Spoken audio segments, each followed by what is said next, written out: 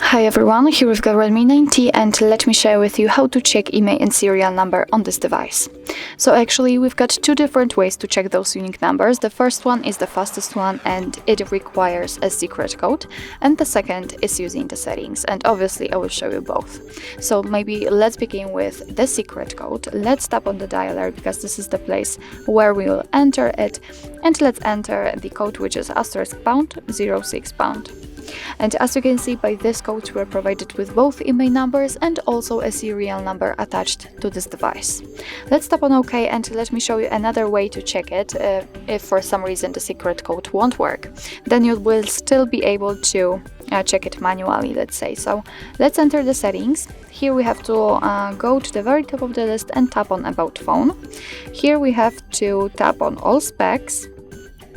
Right now let's scroll down and tap on the status, and as you can see here we've got the IMEI number for both SIM slots, and after tapping on model and hardware you can also check the serial number. So actually that's all. This is how to check IMEI and serial number in your Redmi 9T.